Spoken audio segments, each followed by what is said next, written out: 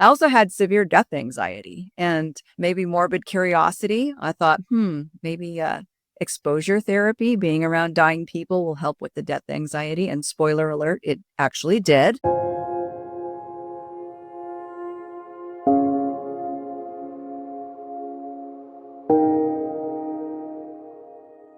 Hi, everyone, and welcome to another episode of the Glam Reaper podcast. I'm your host, Jennifer Muldowney, aka the Glam Reaper. Not looking as glam today because we are running in between a million appointments today, but I am actually super excited. We have been talking about this for, I think, months now.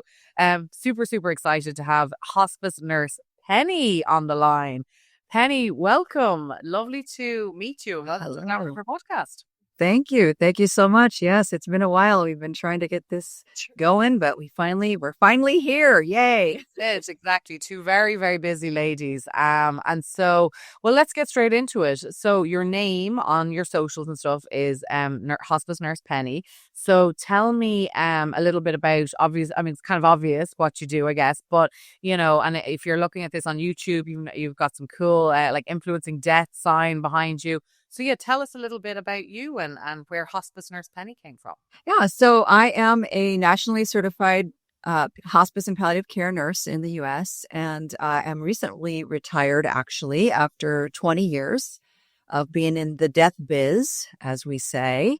I am also a social media influencer, a deathfluencer, and best-selling author of Influencing Death, Reframing Dying for Better Living. So I got my start in hospice when I was about 41. I went to nursing school when I was 40 years old, and I worked for about less than a year and a half in clinic and then in hospital, and then went to hospice, and pretty much that's all I've ever done ever since. Okay. So you're just recently retired. Hanging up Yes, in June. Wow. Okay. Hanging up the stethoscope. Yeah. Yeah, I know. I was nearly going to say, what do we hang up? I guess, yeah, figuring that out. What's retirement look like for you? Let's start there. Just, I know we're going to go backwards to go forwards, but yeah, what's retirement looking like for you? Yeah. Very busy, busier than I thought it would be. One of the reasons that I retired was because the social media has become like a full-time job for me. And it's been so much busier than I expected. But I live in an off-grid cabin in the mountains and I garden. I have a huge vegetable garden. So I've been busy picking produce and canning and all that you do with the vegetables and fruit, and doing keynote speeches. I'm in the process of writing another book with my friend who is a hospice social worker. And it's just been incredibly busy. Wow. I mean, retired, but not really retired, I think we'd call that. It's kind of half retiring. Right. Yeah, retired and tired. Yeah, that's it. And tired. That's right. That's right. That's amazing. So tell us a little bit about your journey, how it started, what made you go into nursing at quote unquote, I mean, I'm 43 at a late stage in life, so I don't think going into a career in your 40s is that late, but there will be young people listening to this as well, so I do want to get into the social media and the influencing part of it, but what your story started and what life was like for you back then, what led you to make a change? Well, so like I said, I went to nursing school when I was 40, and that was a product of an impending divorce. I had been a stay-at-home homeschooling mom for 10 years during that marriage, and I needed a career. And the only thing I really could fall back on was bartending from my earlier life, and that didn't seem suitable to be a single mom. I had a really rough beginning in my life. In my adolescence and early, my whole 20s, I was into drugs. I was a drug addict. I went to jail several times. I gave my son to his dad to raise. So I just had a really rocky path. And when I decided to become a nurse, I wanted to choose something that was going to be what I would consider more service work for redemption. Like, all nursing is service work, but to me, hospice seemed a little bit more serving. And my former mother-in-law had died a year before I went to nursing school on hospice. And I felt like those nurses were just really doing sacred work. And It just seemed like something that really, fit what I was looking for. I also had severe death anxiety and Hmm. maybe morbid curiosity. I thought, maybe exposure therapy, being around dying people will help with the death anxiety. And spoiler alert, it actually did. So I always say it's layered. There were many reasons why I chose the hospice path Yeah. and found that it really was something that I could do. I think just having gone through what I did when I was younger, the whole, there but for the grace of God go I mentality, the ability um, to take care of everybody without judgment. It just was something that just really worked for me. Wow, that's a really beautiful story. And powerful too. I mean, is that I presume that's included in your book, and Yeah. I presume you do keynote speeches on that path and stuff because that's definitely something to to influence the world with, is that there is always other options and you can make your life, it can be you can be one decision away from an incredible life. It really can. And you can be one decision away from a not so incredible life too. That's a really fabulous story. Really, really great. And so tell us about your hospice journey then, I guess. Did you ever have a favorite patient or, was there a particular story or, from one of your patients I worked in a hospice in Ireland for a time and they didn't actually know I was in the funeral space at the time, and they need staff and stuff. Yeah, I don't know if they'd have hired me. Maybe I don't know. Maybe they would have. Maybe they wouldn't have. But it was just really eye opening. It's a really beautiful thing. It sounds weird, but it's a really beautiful thing to be in a space where people are dying, actively dying. Yeah, like I was in charge of the letters that the doctor would write, about to the family about the deceased and just knowing that that was impacting people's lives for the better and the worse and stuff. It felt very powerful in a good way, just knowing and just seeing people and it was a very beautiful hospice and everyone was treated very well and it was just an eye-opening experience. I don't know that it's something I could ever do full time. I've always said that like what I do, people say, oh, I don't know how you do what you do. And I said, well, everyone is, I believe anyway, put on this earth to do something.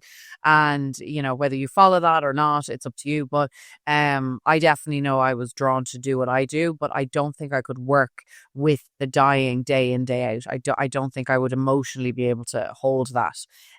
Whereas, I'm able to hold it with the families though that are grieving, so it's amazing the different people that are in this space, I feel like. So yeah, if you can tell us like one or two stories about your hospice time or, something that super impacted you or a patient that's extra special. Well, I'll tell you. So when I went into hospice, I didn't have any concept of an afterlife, which is what my death anxiety was rooted in, like this fear that we die and there's nothing more. I had not ever been raised with any religion, so I just had no concept of afterlife. And I was really pretty new in hospice. And the patient that I was caring for, one of the patients, I was working in a hospice house. So I've worked in hospice care centers and I've worked in home hospice. But I started in hospice care centers. So I'm working in a hospice care center, a hospice house. And one of my patients is an elderly lady and her daughter was a nun. And so she had all these nuns coming in and out, visiting her all the time. And it was in the evening and I was at the nurse's station and the last visitor was leaving and she was a nun. And she walked up to the nurse's station and she said to me, she's gone. And I said, oh, and I stood up and grabbed my stethoscope and she said, no, no, no. Her body is still here doing the work of dying, but her spirit has left. You can see it in her eyes. So I was just very curious about that. So as soon as she left, I walked into the room and looked at this woman. And I immediately knew exactly what she was talking about. Her eyes were open and she just had this fixed gaze. It was like the lights are on, but nobody's home. Nobody was in there. And I just felt like what she had just told me was was real, Plus, it came from a nun, so it seemed like it had to be true. But so that was really impactful for me, and to see that and to think, wow, I do believe that, and I've seen it, so many times, hundreds of times since then. So that was something that started kind of getting the ball rolling for me in terms of feeling like, maybe we do have a spirit. Maybe there is something more. And then as I continued my work and started seeing people who were having deathbed visions where they see deceased loved ones or even pets and really believing, like they believe what they see, and you can't help but believe it too, because they're so convinced that they're seeing what they say they're seeing. And I remember one of the patients that I had, she was a lady, older lady, and she was talking about the baby girl, and her adult daughters were in the room with her, and they were like, why is she talking about a baby girl? There's no baby girls that we know of that have died.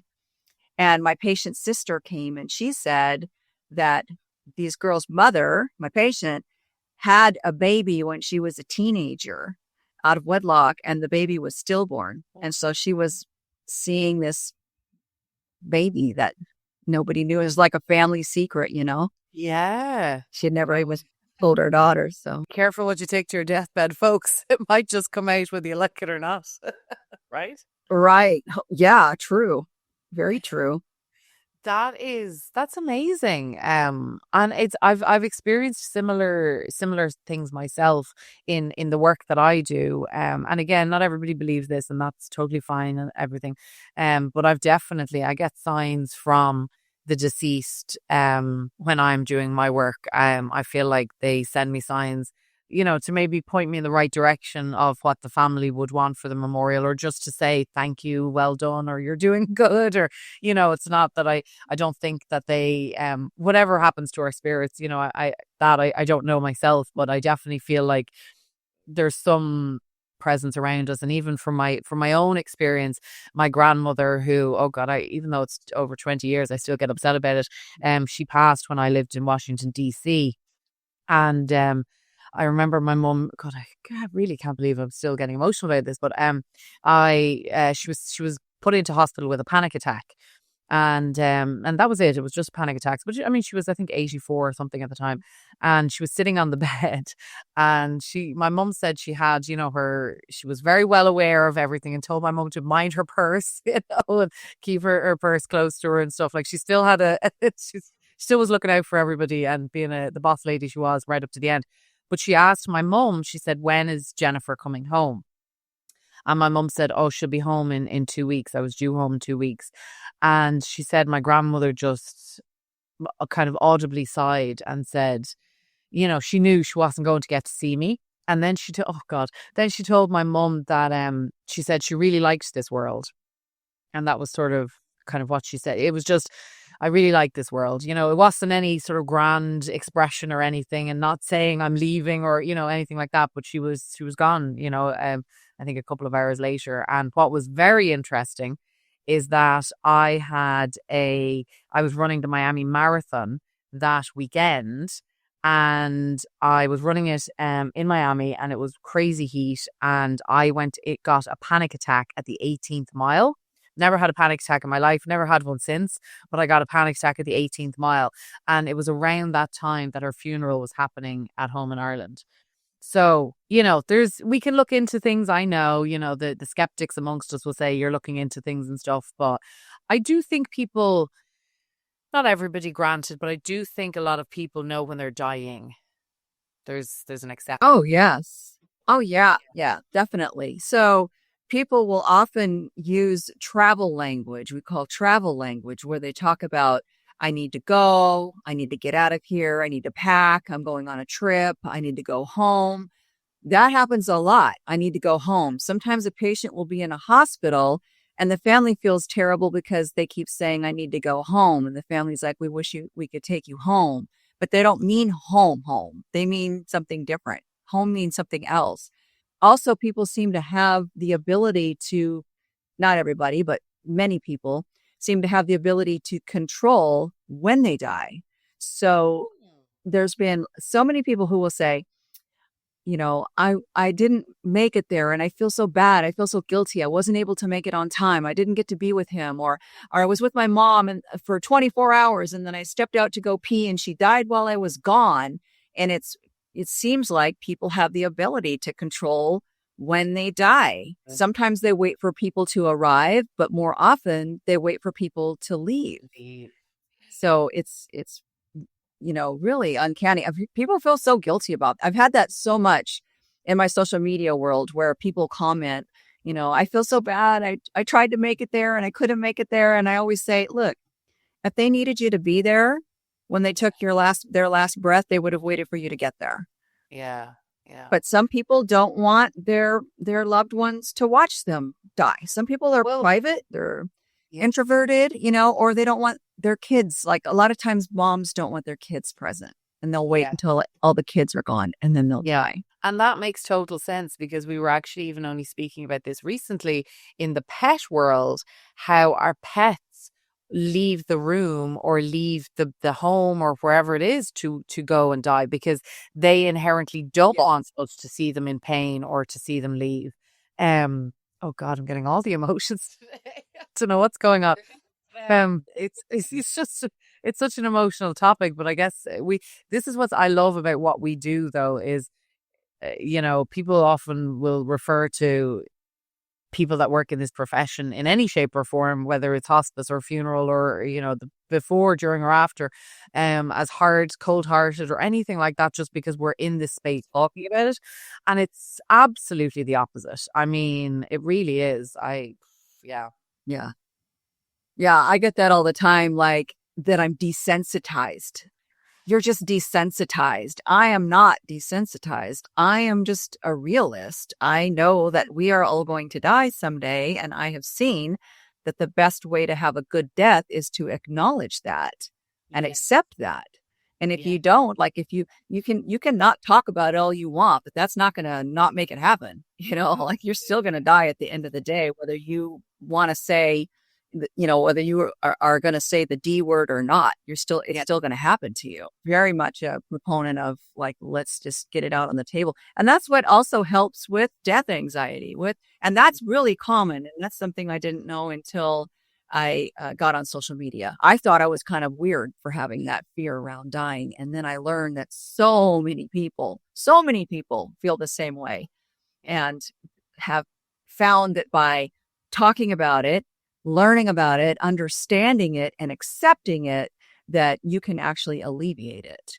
Yeah, 100%. And anybody who's regularly listening to this podcast will know that I'm a big fan of Dr. Catherine Mannix, the UK palliative care doctor, and her book With the End in Mind. It was actually that book because, again, it was assumed that because I'm in this business that I'm okay with death and I don't mind seeing bodies of my loved ones. And, I'm desensitized to a certain degree to it. And that couldn't have been further from the truth. It took reading her book for me to sort of go, oh, okay, death is going to be okay. I knew it was coming. So I was a realist about all of that and my mortality because that hit me in my 20s when 2 friends of mine passed away.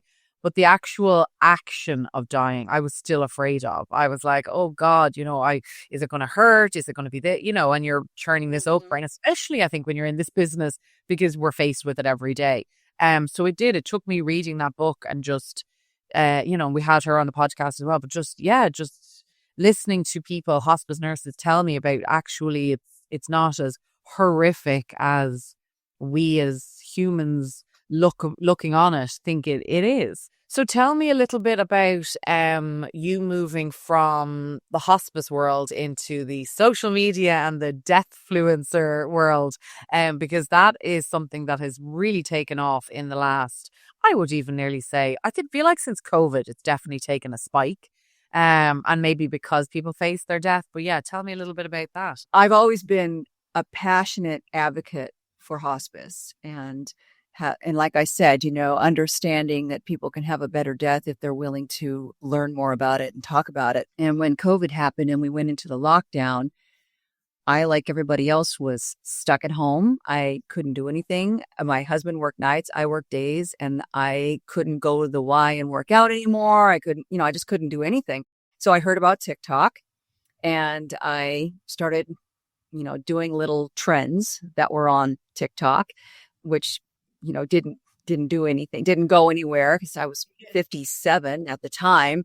And, it was a kids app. One day I decided to tell a story about a hospice patient and it went viral. And I realized that people really wanted to know about this mystery of the end of life and that I could give them so much information. So that's really when I got started, and it just kind of blew a mushroomed out from there. Wow. Now, are you the majority of your followers on TikTok or Instagram, or where's your favorite platform? Is it TikTok? TikTok is not my favorite platform. I hate it now. They're very biased. I get a lot of community guideline violations. It is my biggest platform. Nearly 1 million followers, 997,000, but it is closely being followed up now by Facebook, which I just hit 950,000 on Facebook. And I really like Instagram and Facebook better in terms of the ability to kind of, like you have the stories. TikTok has stories too, but I just like the functionality better of Instagram and Facebook. But my new jam is Patreon. I'm into Patreon now. I'm really starting to have fun on there. It's just kind of more, I can have like more personalized interactions with people through Patreon. So that's kind of fun. And I'm on YouTube too. YouTube is my smallest platform. I haven't really embraced that one as much. I've got like 250,000 followers on there, but I haven't really, just because I'm not into the like, I'm not into the like YouTube, you do the widescreen stuff for television. Yeah. And I bought the camera for that and I tried that, but it was so much work. I just prefer, the iPhone. It's just so much easier to do the vertical. And so they have the shorts now on there and you can do like Yeah. a 3 minute and people do the vertical on that. So I do that, but it's not really it's not my favorite. It's not your, I mean, it's hard to win them all. It really is. It's hard to, I mean, they're hard work, each of them.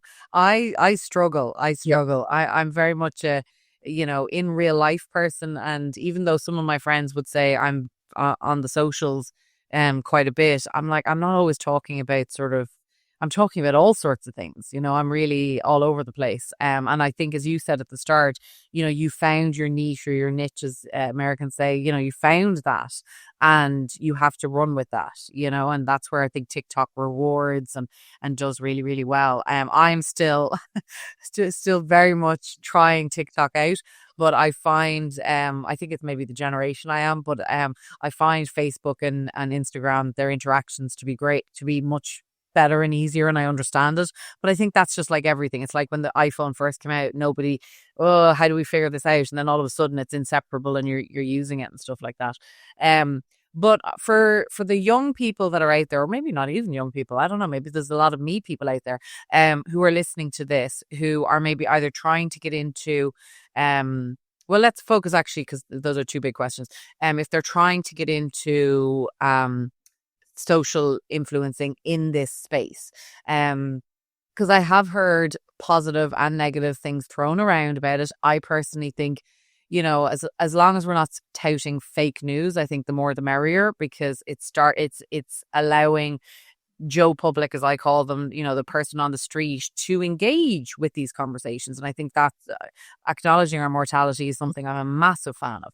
So I personally am a fan. But I know a lot of people in the profession, in the funeral profession, should I say, don't particularly like death influencers. What's your thoughts on that? And what would be your advice to anybody wanting to get into it? Well, my thoughts on that are there are more than one ways to skin a cat. And, if depending on who you're trying to reach, social media can work really well. So as a hospice nurse, my interaction was with families that I cared for and patients. It was only within that sphere. I never was able to be outside of that other than maybe bringing it up at a cocktail party or whatever. So, people that are wanting to learn more about hospice, death, and dying are only learning it when they're in the midst of it, or, professionals who go to conferences, but the layperson doesn't really learn about it that much. And I think, then we've got the death cafes that are starting to be popular, right? Those are for the people who are more into the let's go in person and mingle and learn, right? And then, you can Google things and read things. That's great for people who like to read, So social media is just another modality of learning. It's just another way to learn. And I think that people should, they don't have to do it if they don't want to. If you're somebody who works in the death business and you don't feel like you want to be on social media talking about it, then don't, But obviously, when I have nearly 3 million followers across my platforms, there are people who want to learn about it. And not only are there that many people, there's a wide range in my audience from age 13 all the way up to as old as people are that get on social media. And there are some really old people that get on social media. So I am reaching so many more people than I ever did as a hospice nurse. Yeah. So I think it's really beneficial, and don't knock it till you tried it, That being said, you do have to have thick skin if you're going to do this. If you want to be somebody that is, going to be a death influencer, because I don't know if you've experienced this, but I have experienced a lot of hate from people who misunderstand hospice. And speaking of misinformation, who think that we, kill our patients by giving them too much morphine, or that we get a bonus when they die, or all kinds of stupid stuff that people make up. So you do run into that kind of stuff. So you have to have thick skin.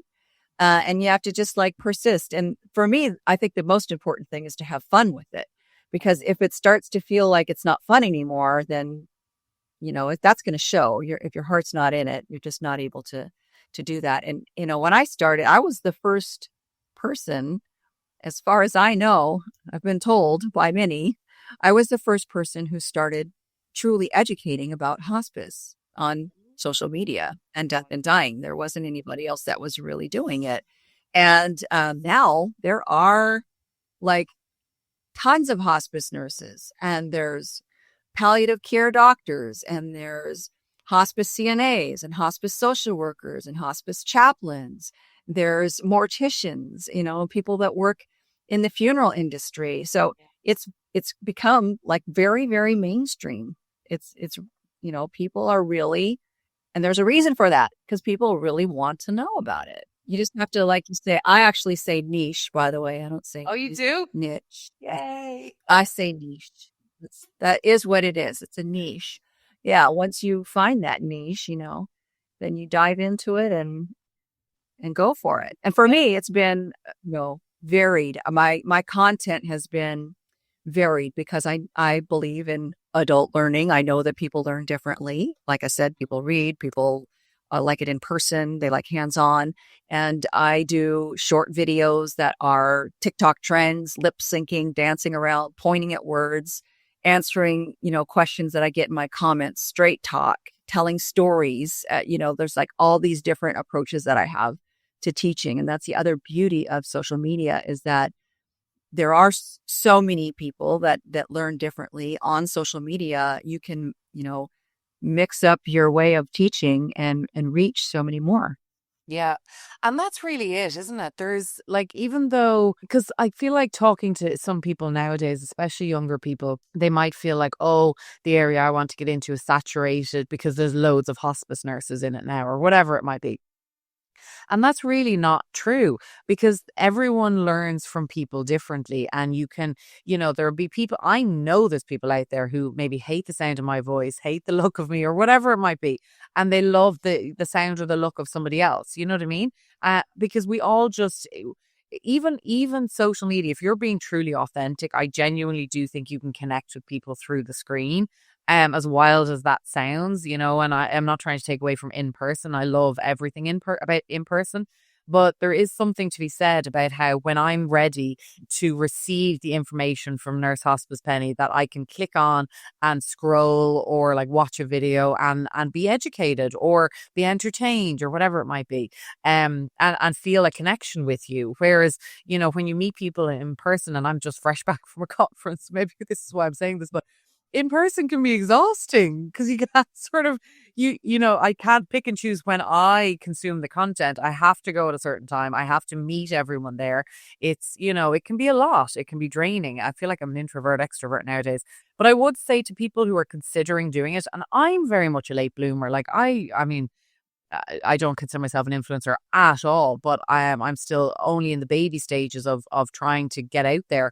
But which it can be hard. I mean, as an entrepreneur, my advice to people, I guess, would be, you know, make sure you've got your ducks lined up, in your business before you start sort of getting distracted with social media, but make it a part of your strategy, which can be hard, when you're doing all the things. But there is absolutely room for everybody out there. There really is. There's still a lot of space. Yeah, one of my favorite things to see is when these senior living places, there's a few of them that have TikTok accounts, and the seniors at these senior living places are making TikToks, and they are so great. I always think, boy, if I was looking for a senior living home, I would go to a place like that because they are having so much fun. It's amazing. And I do think if you can work social media in to your business plan, it can do wonders for you. And it's funny because I do have hospice agencies that reach out to me and they're like wanting to collaborate, but they don't exactly know how to do it. And like, I don't know what to tell you because, I just go out there and I just do my thing. And like you say, authenticity is important and you can reach people. You do have these like parasocial relationships, right? With people, like they really trust you. My people who follow me really trust me because I feel like I have been very authentic with who I am. I've talked about my sober journey. I've talked about my jail time. I've talked about going to nursing school when I'm 40. I'm very open about my life. I always have been. And I feel like that has gained their trust. And the reason why I did that was because when I'm talking to you about something that's as serious as death and dying, and I want you to believe what I say, that it's nothing to be feared and that it can be okay. I need to be trustworthy. I need you to believe what I'm saying, Yeah, absolutely. And, not to get political for a second, we don't try and talk too much about religion and we're Switzerland on this podcast as much as we can be. But, the least as much as we can be. But like the latest stuff, just with the guy Charlie Kirk, he inspired people, whether you loved or hated him. The fact is that he inspired millions and thousands and millions of Americans, and none of them, half of them didn't even meet him. And you could see it, when they showed up at his memorial and how they're defending him online and stuff like that. And, I've talked about this before in terms of like AI and stuff, like Whitney Houston, same thing, Aretha Franklin, all these iconic people, whether you loved or hated them, inspired people and they had this relationship with them, even if they've never met them, just because of how much like they trusted Taylor Swift, Beyonce, all of these people. There's a trust element. You think, okay, Taylor Swift, when she talks to me about singing, or maybe, being a boss lady or whatever it might be. I'm not necessarily a Taylor Swift fan, but whatever she might be, you're listening to her, you're understanding if I'm into her, I'd be more taking business advice from Beyonce, but listen, I'll take it from Taylor too. So hit me up, lady. Um, but there's these people who, like, I just think it was so extreme what's been going on lately, and just to see that with Kirk's memorial and how passionate people are, and most of them have never met him, never crossed paths with him, but maybe showed up to his funeral, his memorial, and so social media. I think it's Gary Vaynerchuk, who I follow, who always speaks on this topic. He made a comment that, he foresees in 2026 that individuals will become empires and have as much sort of control or influence as these major companies. I mean, the world's your oyster, and you can start with nothing but an iPhone or a Samsung or whatever. right? iPhones work better, but I'm an iPhone girl. My brother is a Samsung, and I've tried to convert him, but he won't. He won't come to the drive. I tried. I couldn't do it. Yeah, doesn't work for me either. I actually used to have an iPhone as my personal phone and a Samsung as my work phone, and it just, yeah, that was way too confusing. Yeah, but it really is. It's just, as I said, politics and religion aside, social media is where people are getting their news now, for better or worse. It's where they're getting educated, again, for better or worse. And so when I hear sort of people in the funeral profession saying, oh, death fluencers, and they're always touting fake news and this kind of that, and I thought, yeah, but at least they're having a conversation with people. They're having real conversations with people. There is some fake news going around, sure, but I feel like the majority of it can be opinion, and it can vary state by state and country by country. And again, it just comes down to having the conversation, because I think specifically about death, a bit like sex was such a taboo subject, and still kind of is. Death, the more we talk about it, the more normal it is. Oh yeah, absolutely. And it is normal. Yeah. Normalizing death is important. And back to like the authenticity, that's another reason to really try to be as authentic as possible, is so that people know that you aren't spreading misinformation. Yeah. To know that it's not fake news, because there is a lot of it out there. There's a lot of misinformation out there. Yeah. And it's unfortunate. That's the downside of social media, and that's why I continue to be on it, addressing and readdressing these lies about hospice. Like, we get a bonus after they die, which makes zero sense. When a person dies, you don't get paid anymore. Like, we hasten their death. Again, 0 cents. We make money while they're alive. When they die, it's all gone. So, not that that's the reason, but, if you're trying to be practical and make sense about something, like, think about that. It's just, there's so much of it out there. You have to be careful about what you consume, because there's a lot of, and it's just getting worse, where people who are, really, really public figures or people in authority are spreading misinformation. Yeah. It's like really getting to be a scary place. It really is. It really is. And oh God, I mean, I don't have children myself, but I often say, God, I'm kind of glad that I didn't, even though, because the world is just getting scarier and scarier, because there is just so much misinformation out there, and just the things that are happening. And so it's good to have people online who are being authentic. And even for me myself, I always will start off with explaining to people who, especially when I'm meeting them new, I'm not a death doula and I'm not a funeral director. The amount of times where I'll get introduced, and this is funeral director, we have to talk, and I'm like, I'm not a funeral director. Nope. Not a death doula. Nope. And those terms even are, to me, are very specific career choices, and that's not what I do. I'm a celebrant, and I am event planner in the funeral world. Like, that's what I am. So I don't need to wear 10 million hats. And if which sometimes happens, if a family asks me a question that delves into hospice or funeral, like the deceased actual person, the body, or anything like that, and if I don't know the answer, I will say I don't know the answer to that question, but I will find out and I will get it for you. Or if I make a claim that says something and somebody corrects me, then great, I just learned something new as well. It's really just about having an open, honest, and authentic conversation, like we would when human beings used to connect physically. That's what it's about. Yeah, it's been absolutely incredible having you on. Thank you so much for joining us and influencing death. I love this. I also love the pink strand of hair. I love that. I actually had a red one when I was younger myself, so we would have been twinsies. But it's really nice just having you on, Hospice Nurse Penny, and we're going to leave all your links and everything for everyone to connect with you down below if they're not already. I'm sure they already are following you. And you said you're writing a second book? Yeah. Well, my first book, Influencing Death, is available wherever books are sold online. And my podcast partner, Hallie, is a hospice social worker, and I are just beginning to write a book together. We've paused our podcast for now while we embark on this new journey together. But yes, we are writing a new book. So very cool. Well, we look forward to hearing more about that, and maybe we'll get you back on to talk about that again when the time comes. Well, thank you so much for joining us. It's been a pleasure. Thank you for having me.